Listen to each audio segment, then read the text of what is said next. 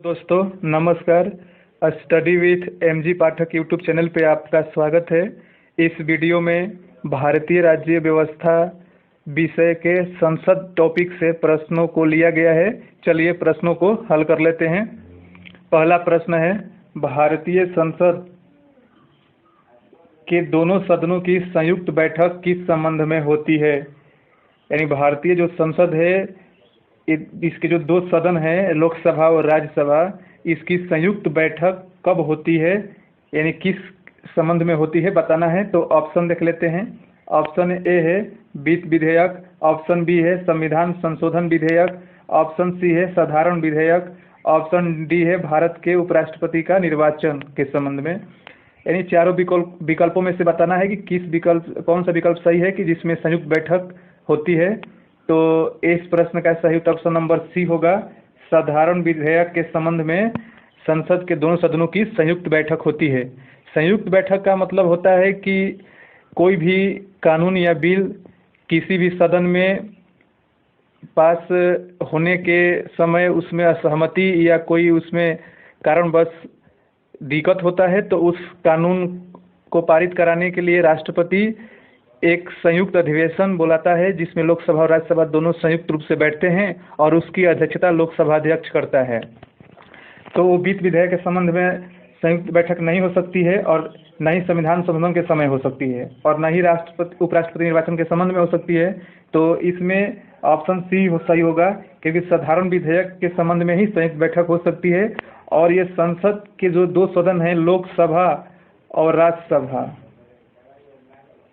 राज्यसभा, ये दो सदन होते हैं। लेकिन संसद जो है, संसद के 3 अंग होते हैं, जैसे राष्ट्रपति और लोकसभा और राज्यसभा, ये तीनों संसद के अंग होते हैं। लेकिन संसद के 2 सदन होते हैं, लोकसभा और राज्यसभा। लोकसभा निम्न सदन होता है और राज्यसभा सदन होता है, और लोकसभा निम्न सदन होता है। तो इस प्रश्न का सही ऑप्शन नंबर सी सही होगा। आगे अगला प्रश्न देखते हैं। निम्नलिखित में से कौन संसद के संयुक्त सत्र की अध्यक्षता करने हेतु अधिकृत है। यानी जो संसद की संयुक्त सत्र होता है, उसकी अध्यक्षता कौन करता है और इसके बारे में बताना है। तो ऑप्शन देख लेते हैं। ऑप्शन ए है भारत का प्रधानमंत्री, या ऑप्शन बी लोकसभा अध्यक्ष, या ऑप्शन सी भारत का उपराष्ट्रपति, या ऑप्शन डी भारत का राष्ट्रपति। तो इस प्रश्न का सही ऑप्शन नंबर बी सही होगा। लोकसभा का अध्यक्ष जो संयुक्त सत्र या संयुक्त अधिवेशन होता है, उसकी अध्यक्षता करता है। अगला प्रश्न, भारतीय संसद के संयुक्त बैठक के संबंध में कौन सा कथन सत्य है। यानी संयुक्त बैठक के संबंध में जो संसद के होते हैं, उसके बारे में कौन सा कथन सत्य है बताना है। तो ऑप्शन देख लेते हैं। ऑप्शन ए है लोकसभा तथा राज्यसभा की प्रथम संयुक्त बैठक वर्ष 1961 में हुई थी। क्या ये सही है? यानी कौन सा कथन सत्य बताना है। तो पहला ऑप्शन कह रहा है कि लोकसभा तथा राज्यसभा की प्रथम संयुक्त बैठक 1961 में हुई थी। अगला ऑप्शन देख लेते हैं। भारत में संसद के दोनों सदनों की संयुक्त बैठक अनुच्छेद 108 में स्वीकृत है। या ऑप्शन सी भारतीय संसद के दोनों सदनों की दूसरी संयुक्त बैठक बैंक सेवा आयोग बिल को पारित करने के लिए हुई थी। या ऑप्शन डी उपरोक्त सभी। तो प्रश्न एक बार फिर से देख लेते हैं। कह रहा है कि संसद की संयुक्त बैठक के संबंध में कौन सा कथन सत्य है। तो ऑप्शन ए सही है, क्योंकि ये कह रहा है कि लोकसभा तथा राज्यसभा की प्रथम संयुक्त बैठक वर्ष 1961 में पहली बार हुई थी। यानी जो प्रथम संयुक्त बैठक हुई थी वो 1961 में हुई थी, इसलिए ऑप्शन नंबर ए सही है। तो बी भी सही है। बी कह रहा है कि भारत में संसद के दोनों सदनों की संयुक्त बैठक अनुच्छेद 108 में स्वीकृत है या निहित है। तो ये बिल्कुल सही है। अनुच्छेद 108 में कहा गया है कि संयुक्त बैठक का इसमें उल्लेख किया गया है। जब दोनों सदनों की आपस में असहमति कोई भी विधेयक पर होगी, तो अनुच्छेद 108 के तहत संयुक्त अधिवेशन राष्ट्रपति बुला सकते हैं और इसकी अध्यक्षता लोकसभा अध्यक्ष करेगा। क्योंकि लोकसभा में अधिक जनप्रतिनिधि होते हैं, इसलिए लोकसभा अध्यक्ष ही इसकी अध्यक्षता करता है। और ऑप्शन सी भी सही है, क्योंकि कह रहा है कि भारतीय संसद के दोनों सदनों की दूसरी संयुक्त बैठक बैंक सेवा आयोग बिल पारित करने के लिए हुई थी। ये दूसरी संयुक्त बैठक हुई थी, जबकि पहली बैठक किस लिए हुई थी। जो दहेज पे कानून बन रहा था, उसके संबंध में पहली बैठक 1961 में हुई थी, और दूसरी बैंक सेवा के बिल पारित करने के लिए हुई थी, यानी इस प्रश्न का सही ऑप्शन नंबर डी सही होगा। अगला प्रश्न, भारतीय संसद के दोनों सदनों की प्रथम संयुक्त बैठक किस संबंध में हुई थी? यानी पिछले प्रश्नों में हमने ये दूसरी संयुक्त बैठक के बारे में बैंक सेवा के कानून पारित हो रहा था, और इसमें बस पूछ रहा है कि पहली संयुक्त बैठक किसके संबंध में हुई थी। तो ऑप्शन देख लेते हैं, हिंदू कोड विधेयक के संबंध में, या ऑप्शन बी दहेज उन्मूलन विधेयक के संबंध में, या ऑप्शन सी स्वर्ण नियंत्रण विधेयक के संबंध में, या ऑप्शन डी बैंक राष्ट्रीयकरण विधेयक के संबंध में। तो इस प्रश्न का सही उत्तर ऑप्शन नंबर बी सही होगा। दहेज उन्मूलन विधेयक के संबंध में 1961 में पहली बार संयुक्त बैठक हुई थी, ये सही है, और दूसरी बार बैंक के संबंध में हुई थी। अगला प्रश्न, संसद में विधायन प्रस्ताव की पहल करने से पहले भारत के राष्ट्रपति की पूर्व स्वीकृति कब आवश्यक होती है? यानी संसद में कोई कानून प्रस्ताव लाने की पहल करने से पहले भारत के राष्ट्रपति की पूर्व स्वीकृति कब आवश्यक होती है? तो ऑप्शन ए है धन विधेयक पर, या ऑप्शन बी एक नवीन राज्य के गठन से संबंधित विधेयक पर, या ऑप्शन सी ऐसे कराधान विधेयक जिनमें राज्यों का हित निहित हो, या ऑप्शन डी राज्यों की सीमा में फेरबदल करने से संबंधित विधेयक पर, या ऑप्शन ई उपरोक्त सभी। तो इस प्रश्न का सही ऑप्शन नंबर ई सही होगा, उपरोक्त सभी सही होगा, क्योंकि राष्ट्रपति से पूर्व सहमति कब जरूरी है? धन विधेयक पर और एक नवीन राज्य के गठन के विधेयक पर, ये राज्यों के जो हित होते हैं उनके संबंध में, और राज्यों की सीमाओं में जो फेरबदल वाला कानून होता है उसके संबंध में, ये चारों के संबंध में कानून लाने से पहले राष्ट्रपति की पूर्व स्वीकृति जरूरी होती है। जबकि साधारण विधेयक में ऐसा नहीं होता है। जो साधारण विधेयक होते हैं उसमें बिना राष्ट्रपति की सहमति से भी सदन में लाया जा सकता है। अगला प्रश्न, संघीय संसद कब राज्य सूची के विषय पे कानून बना सकती है? यानी जो संघीय संसद है, यानी जो संसद है पार्लियामेंट, वो राज्य सूची के विषय पे कब कानून बना सकती है?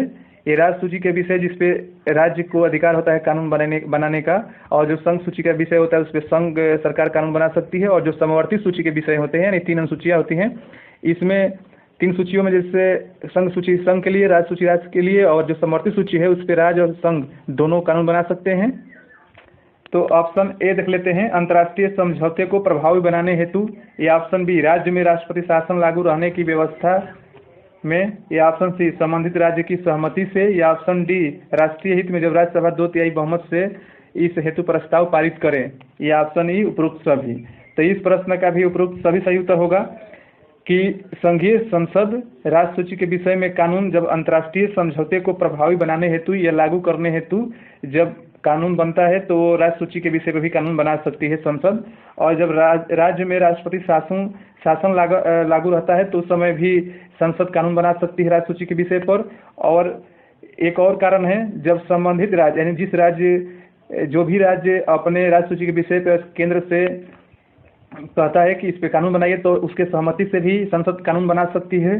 और चौथा कारण है कि राष्ट्रीय हित में जब राज्यसभा 2/3 बहुमत से यानी 2/3 बहुमत से प्रस्ताव पारित करे तो उस पर भी संसद कानून बना सकती है, यानी चारों पे कानून बना सकती है, इसलिए उपरोक्त सभी सही होगा। अगला प्रश्न, निम्नलिखित में से कौन एक संघीय बजट की तैयारी और उसे संसद में पेश करने के लिए उत्तरदायी है?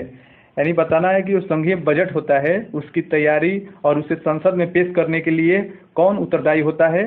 तो ऑप्शन ए है वित्तीय सेवाएं विभाग, या ऑप्शन बी है राजस्व विभाग, या ऑप्शन सी है आर्थिक कार्य विभाग, या ऑप्शन डी है व्यय विभाग। तो इस प्रश्न का सही उत्तर ऑप्शन नंबर सी सही होगा।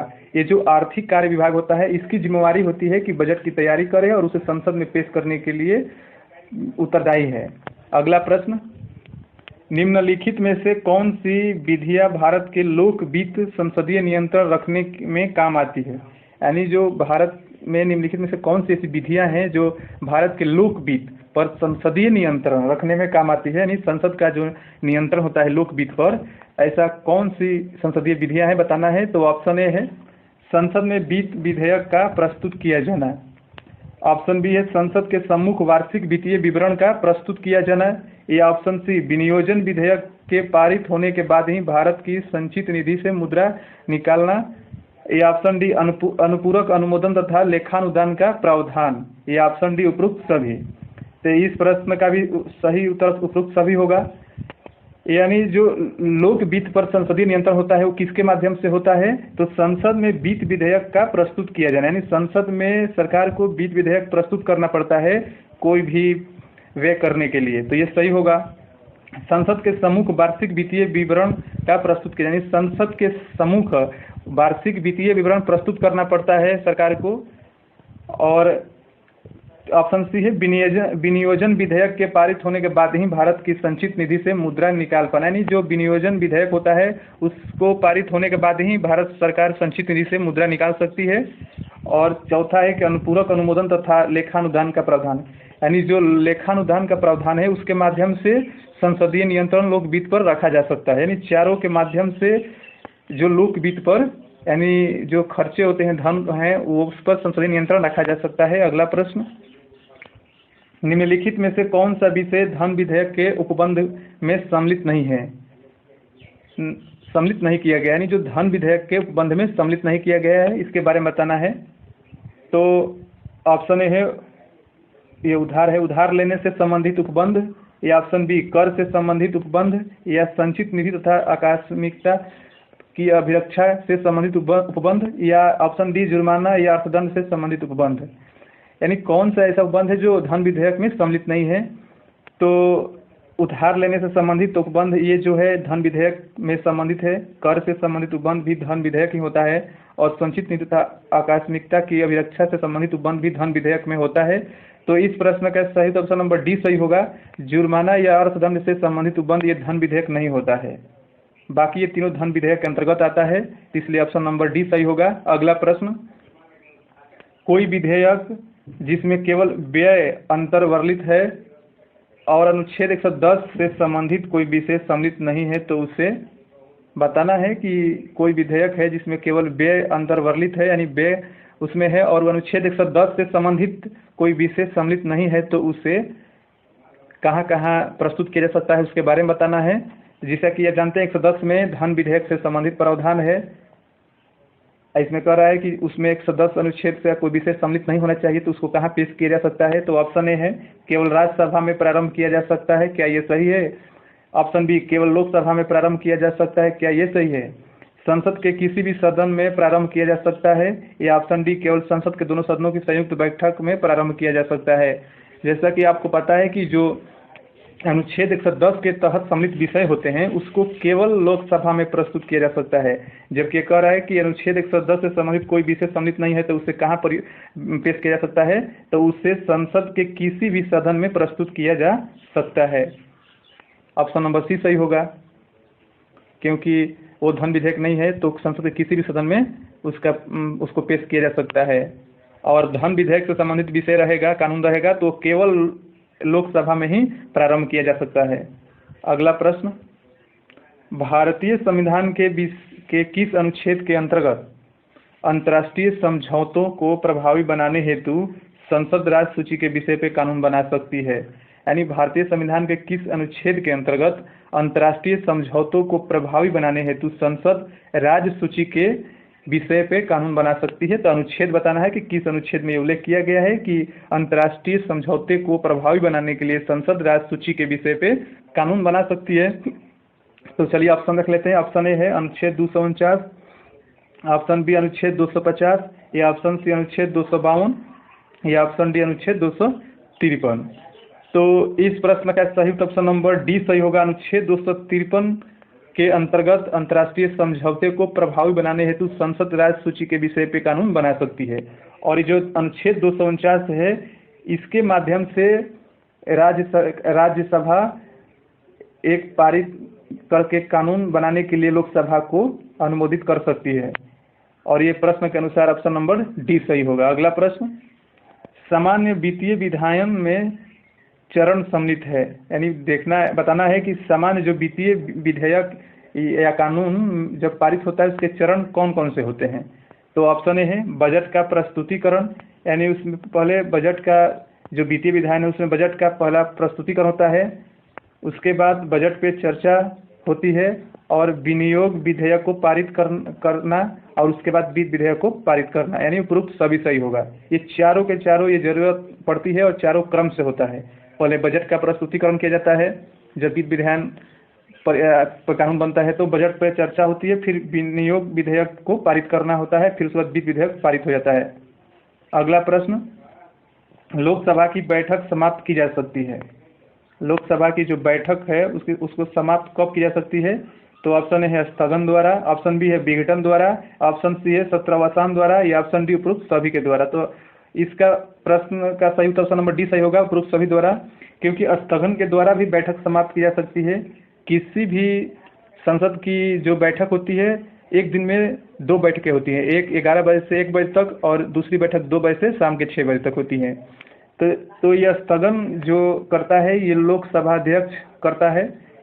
स्थगन जो होता है 2 प्रकार का होता है, एक स्थगन साधारण होता है जो कुछ घंटे और कुछ दिन के लिए होता है। एक अनिश्चित काल स्थगन शब्द सुने होंगे आप लोग, तो अनिश्चित काल के लिए जो स्थगन होता है उस पर कोई लिमिट समय नहीं होता है, कभी भी सत्र बुलाया जा सकता है। और जो एक विघटन होता है, ये विघटन सिर्फ 2-3 प्रकार से ही होता है, या तो प्रधानमंत्री के सलाह पे राष्ट्रपति लोकसभा का विघटन कर दें, या लोकसभा का कार्यकाल पूर्ण हो गया हो तो अपने आप विघटन हो जाता है लोकसभा का। और तीसरा कारण है कि आपातकाल के समय जब लोकसभा का कार्यकाल बढ़ाया गया हो और उस बढ़ाया गया कार्यकाल पूरा होने वाला हो तो लोकसभा का विघटन हो जाता है। यानी ये 3 कारण से विघटन होता है।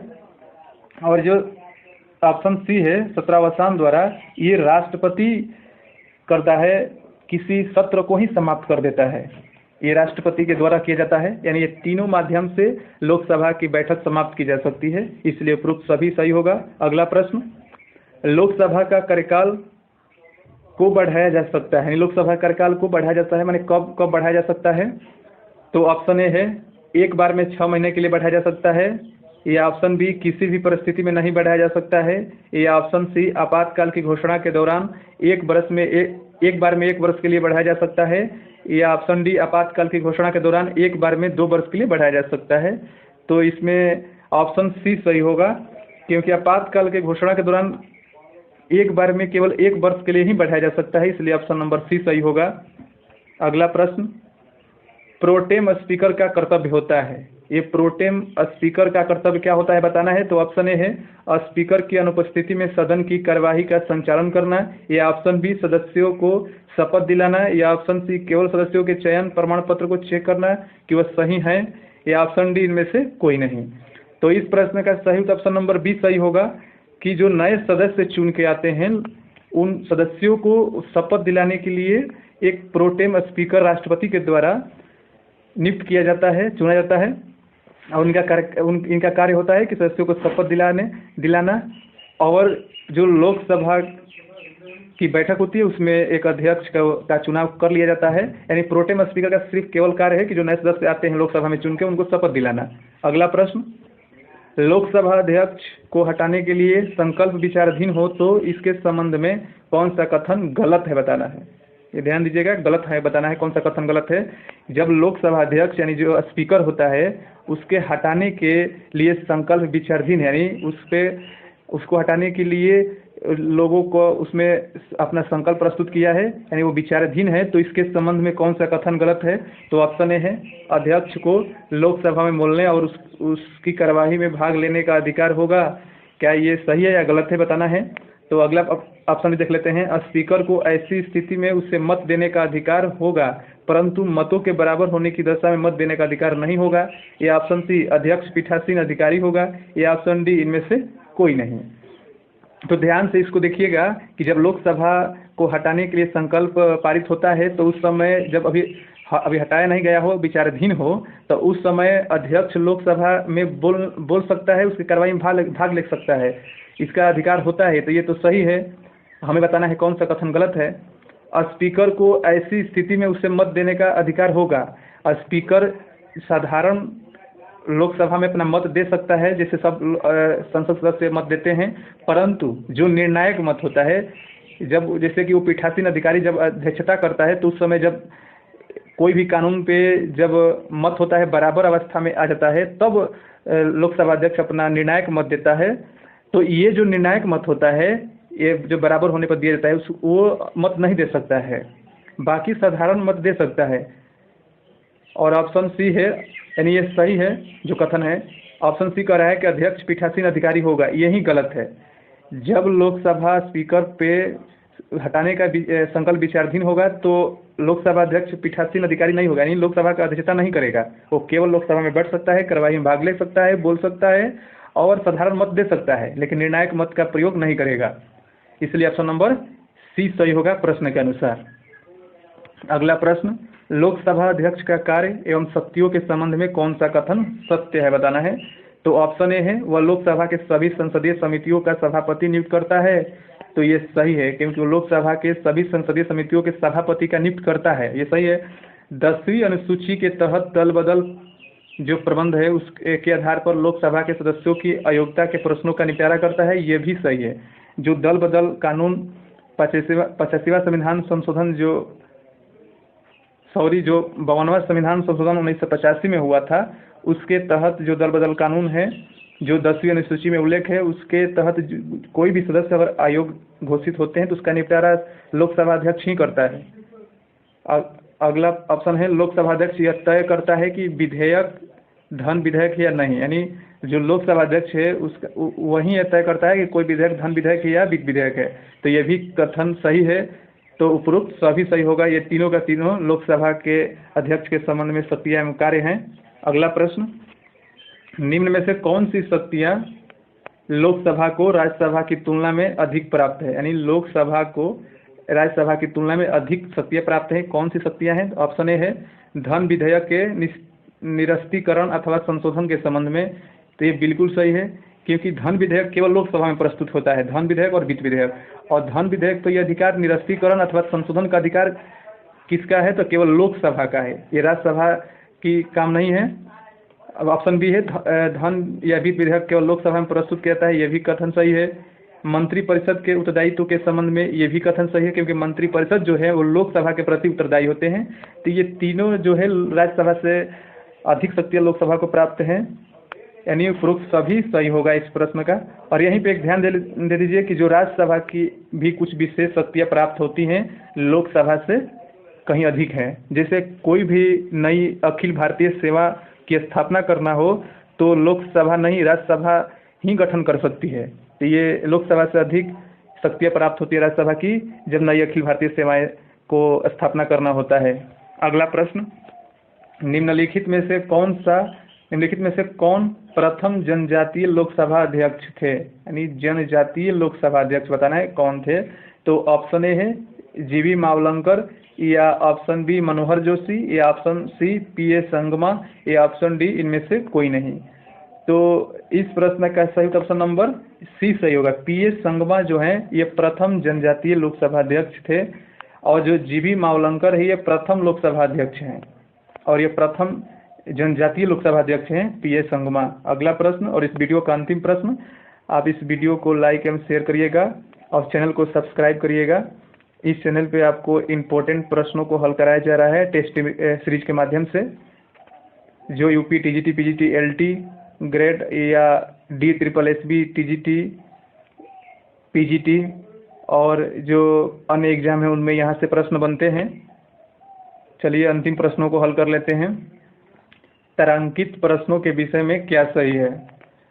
ये जो तारांकित प्रश्न होते हैं इसके विषय में बताना है। जो संसद में ये प्रश्न आप सुने होंगे शब्द, तो ऑप्शन ए है उत्तर मौखिक दिए जाते हैं, या ऑप्शन बी पूरक प्रश्न पूछे जा सकते हैं, या ऑप्शन सी ए और बी दोनों, या ऑप्शन डी इनमें से कोई नहीं। तो तारांकित प्रश्न के विषय में सही है कि उत्तर मौखिक रूप से दिए जाते हैं और पूरक प्रश्न पूछे जा सकते हैं, यानी कोई तारांकित प्रश्न पूछता है तो उसका उत्तर मौखिक दिया जाता है और इसमें पूरक प्रश्न भी पूछे जा सकते हैं। इसलिए ऑप्शन नंबर सी सही होगा, ए और बी दोनों सही हैं। धन्यवाद।